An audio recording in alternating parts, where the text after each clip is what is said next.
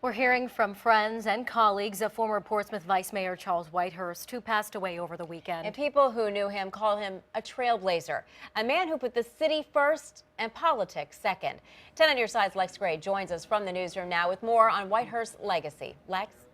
Yeah, Stephanie and Laura, I spent the afternoon learning about Charles Whitehurst, and it's clear that he was a man who dedicated his life to serving his community, his city, and his country. Talk to anyone who knew Charles Whitehurst, and they'll tell you. He was always a Marine, first and foremost.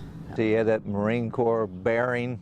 And even after he was done with 21 years of service, including combat in Vietnam, Whitehurst didn't stop serving. He became city treasurer in '85, eventually working his way up to vice mayor. And through all those years, he served on dozens of committees, clubs, and boards. That was the way he was raised. Charles will be missed. He put a lot of his heart and soul into serving his country and then certainly serving the citizens of Portsmouth for a very long time. Current Vice Mayor Elizabeth Simmis, along with Councilman Bill Moody, both agree Whitehurst was a man of principle. If Charles told you he was going to do something, you could take it to the bank. He always did what he thought was right, not necessarily what was popular, and that was something he said quite frequently. He always wanted to do the right thing. Moody and Whitehurst were so close, Whitehurst's wife called him on his birthday to be by his side in the hours before he died.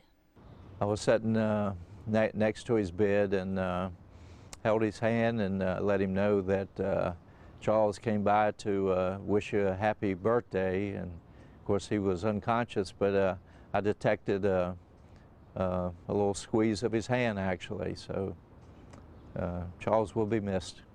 Moody says, above all, his friend would want people to remember this. The government should be for the people, trying to help people, and also that transparency is worth fighting for. Charles was always working to make things better, so I'll continue that as well. Whitehurst's wife said he was suffering from the advanced stages of Parkinson's, but he died peacefully, surrounded by family and friends. Live in the newsroom, I'm Lex Gray, 10 on your side.